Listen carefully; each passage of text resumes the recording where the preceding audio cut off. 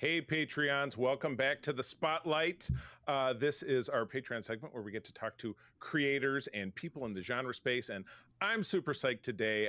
Peter and I are talking to Mr. Tim Russ, definitely one of my favorite Vulcans, Lieutenant Commander Tuvok, Captain Tuvok, from Star Trek Voyager and subsequently Star Trek Picard. Good evening, Mr. Russ. Hello. Pleasure to be here, guys. Thank you for Oh, having yeah. me. Great to have you. Absolutely. So you have had, my gosh, definitely the first thing I ever saw you in was Spaceballs because I'm a child of the 80s.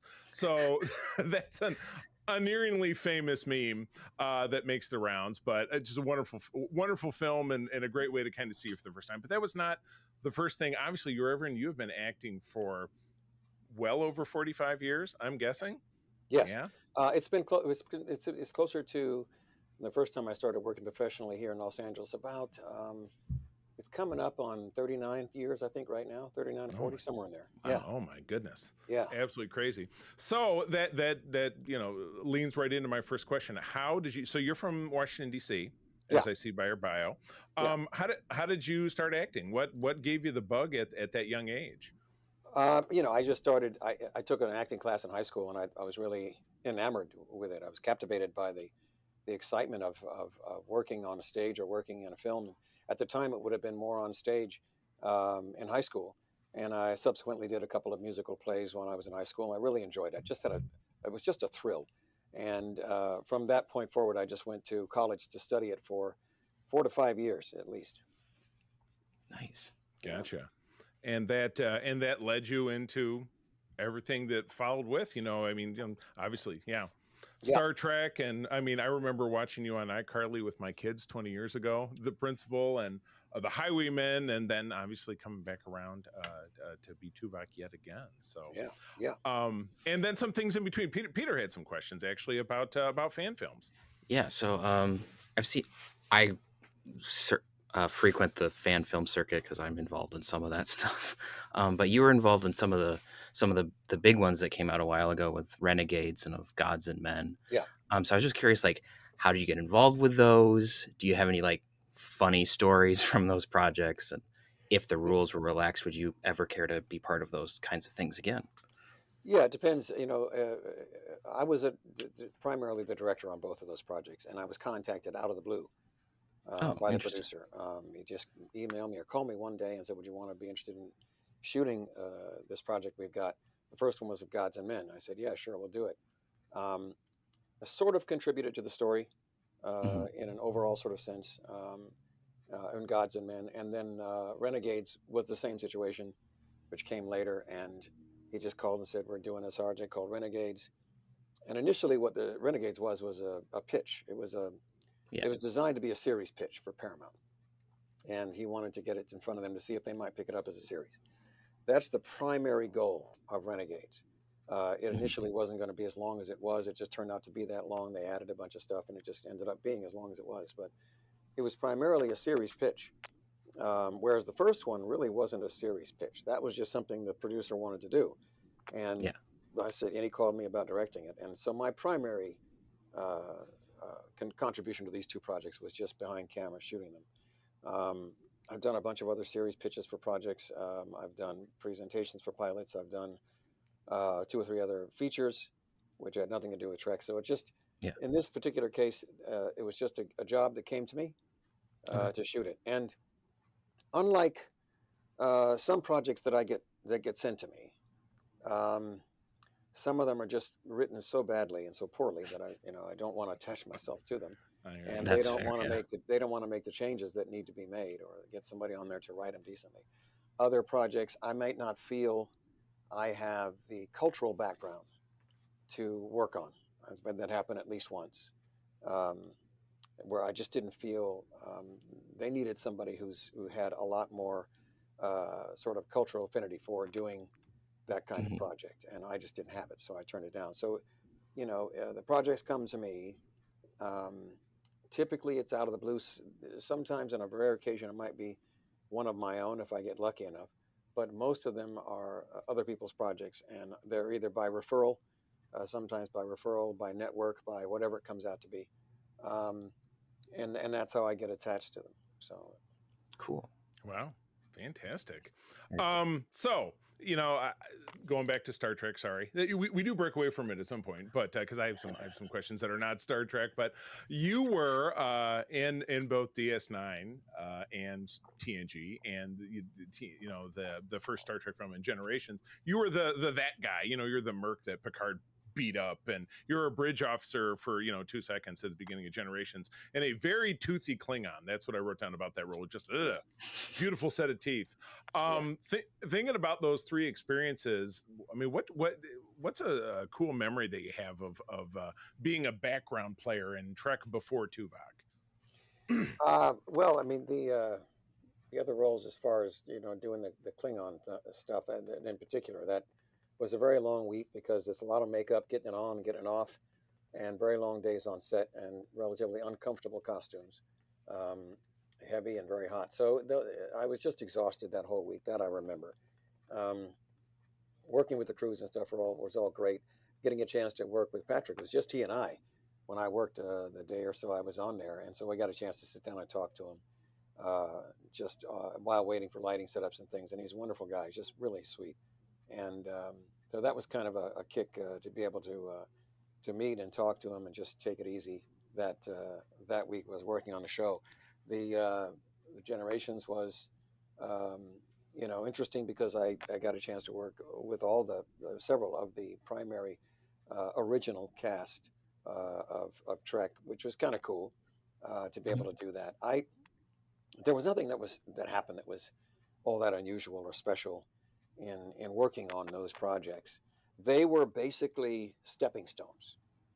They were stepping stones to Voyager because the executive producer that was in charge was the one that cast me for all of those different roles, and and that's really what is significant about working on those series guest star roles prior to Voyager. Those led to Voyager ultimately. Neat. Right. Yeah. Awesome. Speaking of Voyager, Yeah. one of the stories I've heard is that you were one of the pranksters on the set. Yeah. So I was just curious if you had like a favorite prank moment or one that maybe you haven't told anyone yet. Yeah, I think I've told most of them by now. I know that I know there's one that's online, which involves the episode with the children, Oh, um, which I think that's out there now. There's another one that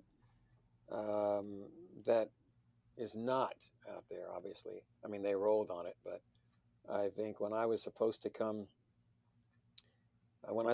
down the chute to rescue Paris oh, and yeah, Ensign Kim in that prisoner ship. yeah, Yeah. yeah. Um, Katie and I are supposed to both come down the chute to rescue them. And when we were filming, um, I went ahead to the makeup department and I got a bust of Nana Visitor. They had a bust of her, just the headpiece. Oh And no. so when it came time for us to slide down the chute, she came down first, and instead of me coming down, I just rolled the head down the chute instead, and then bouncing across the stage. Oh my It was God. great. Yeah, yeah. It That's was fantastic. when I had an opportunity to do stuff, once in a while, I would do it for sure. Yeah, Adds that spice of life, yeah, Yeah. extra hilarity. Yeah, yeah. and I'm sure with Yeah. the like you said, the long working days and at least obviously being a Vulcan, the makeup is not like a Klingon, but still, it's something. It's just 15 hours in, man. You get punchy after that amount of time. Oh, So Yep. anything to break up the routine and the monotony, which it is monotony yeah, in yeah. Mhm. single camera filming. So God, I can absolutely believe it. All right, stepping off a Trek. I'm a huge music guy. You're an awesome musician. I've seen clips of yours over the years. You were talking to us about your experience with acting in high school. Is that when music came into your life? What are some of your favorite bands or maybe a great favorite experience you've had playing music yourself? well, I started playing when I was 16 guitar, and or it might have been 15. My brother was also a drummer, and he was sitting in with other bands. He was 2 years younger than I was, and he was sitting in with professional bands at the time, orchestras that were playing in clubs on the air bases that I grew up in.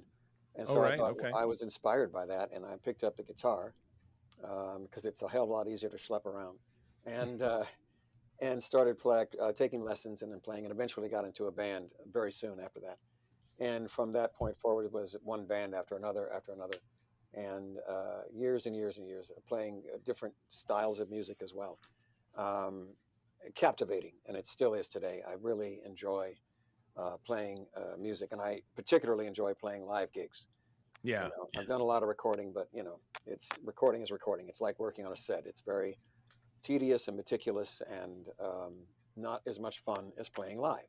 Right. So that's something that I wanted to always keep doing and keep going. Inspired at the time, I was growing up with classic rock bands, Chicago, Santana, Oh, yeah. more recently, Bruce Hornsby, Peter Gabriel, a few other people. I've not written that much material on my own. Most of it is basically what I do is sort of obscure covers, and it leans within the lane of, I want to say, blues, rock, and pop, sort of in that category, Neat. Yeah. and more so classic rock style, not so much brand new stuff that's out. I play a few songs that are new, but again, more obscure tracks, not things that are super well known and super popular. I tend Right. to I tend to stay off those, just so that they're fresh Yeah. when people hear them, Yeah. and also the arrangements. There's songs that I might hear and like myself, and I want to go ahead and play them. Um, some of the stuff I've written, I typically don't play because I'm not that fond of it. There's a few other tracks I do every once in a while, but I'm not concerned with playing my own stuff. I'm concerned with playing to a live audience and making sure I can get their feet tapping. That's all I care about. So I Yeah. don't care what it is, as long as it's something that I can perform with my band, something that works for me vocally, in terms of the style as well, that it fits in Yeah. that lane, then I'm there for it. All right. Follow-up question. Mhm. Beatles or Stones? Beatles, by far. Absolutely. By Nice. far, Absolutely. Beatles are first out of the gate. Right. Everybody else came a running. I will give the Stones, I will give the Stones their due for longevity. Right. These guys are still packing stadiums today, Hmm. which After is 60 years. Yeah. unheard of, man. Unheard of by most single bands. Matter of fact, they Yeah. might be the only band from that era that is packing stadiums. Right. Their style was such that they didn't have to evolve, a lot during that span of time. They still had that pocket. They still had Hmm. that feel that they've always had, all the way through today, up through the last album that they recorded. And now they're a legacy band, so they don't have to have new material, man. It's a legacy. Right. Everybody's going to that stadium. They're as old as they are, most of them, and they want to Yeah. hear the same songs that they grew up with, and that's the name of the game. But they're still that popular. Now, the Beatles, on the other hand, revolutionized music, and I do mean revolutionized music. Oh, I yeah. don't know what the next revolution is going to be, but it has to be unrecognizable to all of us. That's how Right. Right. revolutionary it has to be. But they Yeah. changed pop music like like nobody else could, and everybody else has simply come a running, trying to chase it down, trying to ride that wave. I don't care what it is; they were the first, and that was Yeah. it. Yeah. I Genius, genius, more genius, and genius again. I couldn't agree with you more. I've been on a little bit. Beatles were my first music act. It was the late 80s. I was 12, and I got an LP out from the local library, and it was just all over from there. Yeah, So, and I ended up following Paul. He was my favorite solo Beatle, but even though John's music digs a little deeper, but they yeah, all brought something different. But oh my gosh, it's awesome. And yeah, do you still play quite a bit around LA? Do you tour? yeah. No, I don't do any touring. I have played in other cities now and then. I was on a cruise ship recently with the band in February. The I've Star got, Trek cruise. yeah, I've been Star on Trek it cruise. twice. I'll Yeah, be I'll be the hat right to my left. My wife and I have been twice. We'll be back on again next year. We just couldn't do 3 years in a row. no, no, it's really is. We just got off doing it. We did it a couple years before that, and in LA, I do play locally at least Okay. once a month, sometimes twice a month, depending Fun. upon the venue. But I play at the Doll Hut and at the Kibitz Room here in LA and the Kibitz Room in particular once a month at least. Yeah. Oh my gosh. Well, my wife and I are hoping to be out for Star Wars Celebration in 2027 out in Cool. LA. So if it coincides with us being there and you're playing, I will find you. Yeah. When is that? I will absolutely be in touch. And it's in 2027. It's a couple years from now. Oh my goodness. Yeah. Hopefully I'm still around, still playing. Yeah. I hope so too. Oh my God. Yeah, it's a good deal. All right, Peter. Oh, I guess to shift gears again, the music one was pretty interesting. Hell yeah. With you've obviously been on a bunch of other things and played a lot of different characters. Are there any, I guess, non-Star Trek roles, big or small, that you really, really enjoyed playing, and that you might want to like touch again, or even if it's just someone that you really, really liked doing? Hey, Secret Friends Unite, let me tell you about Zencaster. We use them for our show, and now they're supporting us. Zencaster is now the all-in-one solution making podcasting easy. It's the ultimate web-based podcasting solution. Provides high-quality audio and video podcast production and hosting. With a full suite of professional tools, podcasters can seamlessly record, produce, and publish studio-quality content, all from one dashboard. Being a creator has never been easier. And we chose Zencaster because of the ease of use, high quality output, and it makes it super easy for our guests to come on. We had multiple solutions we tried before, and Zencaster has just been the best fit for us. Why Zencaster? It's now super easy to record a podcast with Zencaster. Log in using your browser and start recording a high quality podcast right away. Record studio quality sounds and up to 4K video with your guests. Feel a sense of Zen knowing Zencaster's multi-layered backups ensure you always have your recordings in the highest quality, even if the connection is unstable. Have you ever worried what you sound like? Zencaster's post-production process makes you sound buttery smooth. It automatically removes those ums and ahs in your recording. It removes those awkward pauses in conversation too. Set the right podcast loudness and levels while reducing background noise with a click of a button. So if you're interested in making an easy, high-quality podcast just with the click of a browser button, go to Zencaster.com/pricing and use my code SFU1. You'll get 30% off your first month of any Zencaster paid plan. I want you to have the same easy experiences I do for all my podcasting and content needs. It's time to share your story. Now back to the show. Yeah. I think to speak of music and acting, I did get a chance to work, being able to do both of those things at the same time, and that was just been a guest. It was a guest star role on an NCIS New Orleans episode. That's all it was. Oh yeah. And it was a year ago, year and a half. I don't remember the damn time, but it was an acting role that I was cast in, and after I was cast tentatively because they wanted to see if I could play blues guitar and play blues and sing blues on guitar, and I said, so they said, you got to give us an audition tape of just playing music. And I said, sure, I'll sit down and play a blues track for them, sang on it. And they hired me for the role. They cast me for the role. I went out to New Orleans. The day I arrived, I spent like 3 hours or so plus in the studio recording with other local New Orleans musicians. Oh, that's cool. That they had gathered for the band that was going to be in the episode. So oh my gosh. The role was that of a club owner. He's a nightclub owner, and he's the house band. He's got his own house band. And so that was, the story has to do with his nephew getting in trouble and him trying to protect him. But at the end of the day, we had to play 3 songs in the episode, and they didn't want to shoot to playback. They wanted to shoot it live. Oh, wow. That's why they wanted to make sure I could play and sing. Right. We ended up playing those songs live. On camera, which was an absolute thrill for me. That's not a very common thing to do. That's really neat. No, it isn't. Yeah. They sent me the songs ahead of time. I had to learn them. And they brought a singer from Broadway, this African-American lady from Broadway with an amazing voice. She came out and sang the lead vocals for all those songs. One of them is a classic standard in the opening. And then the other ones were the 2 that they had written for the piece, which were kind of blues songs.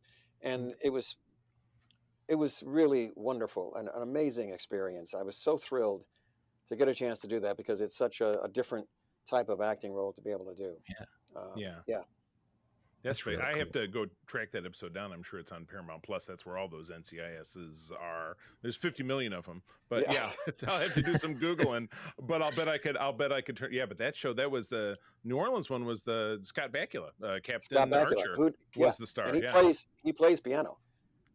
He Oh, plays wow. piano. Okay. Yeah, and during one of the final song, the song in the finale, he comes up to the stage and plays with us Oh, my on gosh. stage and plays piano. So it's all live. Everything is live. It's just I have been a fan of his since Quantum Leap. I mean, yeah, just yeah, and I don't see him in a lot of stuff anymore. I don't know if he's retired, semi-retired. yeah. I don't know. Yeah, I have no idea because New Orleans is not on this. I think it's not on anymore. I think it's Yeah, he yeah, might have they moved moved on. on to Yeah. even more spin-offs. So, Yes, even um, more. even more. My mother still watches them, so I know. Even though she says, "Well, they're not as good as they used to be." So, okay, Yeah, NCIS, the great spin-off inning. yeah. no kidding. Well, I have a bonus question before we wrap up, and you are perfectly welcome to say I have no idea. That Voyager documentary, I'm dying to see it. Back when they were doing the Kickstarter, it was a year when I was unemployed. It was I think it was during COVID, so I didn't back it, so I'm not locked in. I don't get the inside info. Give us regular, normal human beings any hint when we might see it? You're going to see it very soon. I think I just spoke to one of the producers this morning about something Oh, else, wow. but he just got it sold to an outlet, a distributor or network or somebody that was in charge of getting it out there. He sold it to them, and I think he sold it to one other distributor as well. So it will be out very soon. Okay. You will definitely see it. That They just recut it. They had a cut that was done about 6 months ago, and they recut it. And I okay. think that the second cut is much better, much tighter. Yeah. There is a segment of myself in there doing something that you would not have expected, and I did not expect. But when they asked me to do it, I said, "Oh my God!" In a second, it's a very cool little piece that they ended up putting in. They had filmed it for the documentary, and then in the original cut, they were going to only leave it in the extras, the extra stuff. Okay. And after people got feedback, they got feedback on the first cut. They decided to add it to the primary cut, so it's going to actually be in the regular documentary. And the documentary, I got to tell you, is really absolutely fascinating. There's some behind the scenes stuff that's, you know, kind of touchy here and there. There's some stuff Yeah. that's, you get some interesting nuances and revelations about what went on behind the scene. There's some conflict. There's some other things Sure. going on. There's all that is discussed. It's wide open. So Wow. different areas. You got makeup. You got I don't think Bob Blackman is in there as wardrobe, but you do have the actors. You have the writers and the producers. Okay. Trying to find out what's going on, in the rooms, as it were, Right. trying to put this stuff together. And like I said, some of the deals, some of the things that went down, and stuff like that. It's pretty interesting. It's not just all Wow. fluff. It's not all happy clappy. There's some stuff in there that's I can't wait. interesting. Were there some Yeah. moments that made you go Oh raise your yeah. eyebrows? Yeah. I was like, oh wow, they put that in there. Okay. Yeah. I was surprised. Oh, wow. They actually wrestled with it and discussed it, and went over it, and that was some pretty cool stuff. And like I said, I'm very glad that they added the other thing that I did, which is not directly related to Star Trek. It's just something Mhm. that they asked me to come and do by request from someone, and so I did, and it was very cool to have that opportunity to do that. For me, I'm still trying to track down the original footage because I want it for myself. But It's on someone's yeah, hard drive. that doc is just it is to watch it. There was nostalgic melancholy for me to see it because I'm watching some of the behind the scenes, working with my castmates, and some of the scenes that were in the episodes and things, and trying to recall and remember my state of mind at the time when we were working, because a lot of that's just simply disappeared. Sure. But to see it again, it just reminded me of a very important 7 years of my career. As a matter of fact, it was, I would say, the pinnacle in terms of acting for my career to the present. Very, very important time. Very, very fortunate that I had the opportunity to be on that show and to work with the people that I got to work with, which I really enjoyed. Everyone I worked with, crew and cast. Yeah. So to see it on the screen again, and for them to remind us of all the stuff that went on is just that was something else, man. That's awesome. And I know you guys, as an overall just group of folks, you guys socialize a lot. I'll see on social media. Here we all are all having dinner, and there'll be most of you guys there at a restaurant. I feel like I see that several times a year. That's awesome. We were doing that for a while. We haven't done it in a long time, but we tried to do it when everybody was in town. Not everybody's in town anymore. Right. As a matter of fact, of all the guys, I'm the only one that's still in LA. Everybody else has left. Oh, really? Yeah. So it's going to be obviously difficult to do that again. Yeah. Unless we're all at a convention someplace somewhere, and we're on the Star Trek cruise. 10 minutes to ourselves. Yeah. Right. And the cruise is like, that's all of us. That's a whole lot of cast members from all the different shows and stuff. Yeah. And we're all in different places and different times, and they're telling us to go over here and go over there, do this and do that. So the opportunity may not come until maybe we've got a chance in Vegas to do it again in Las Vegas. We'll see for the big shows. But yeah, it's wonderful to see all that stuff again via the documentary, and to be reminded of what those times were like in shooting those episodes. And it was it was a hell of a 7 years. The thing that Peter and I do a Star Trek show where we have broken down every series in chunks, and we're almost to the very, very end. So come late summer, early fall, we will finish Voyager Season 7, and then we'll go right into your documentary, assuming that it's out at that time, which it sounds like it will be. I think it will be, yeah. So we're really looking forward to that, and we will definitely keep you aware of our thoughts, and I'll let you know when we do the episode. I'll send it to you. Yeah, that'd be great. Our thoughts. Yeah, absolutely. And it's definitely going to. They put way too much work into this thing for it not to be seen. Yeah. Documentaries I don't do them. People have asked me about doing them. I don't do them.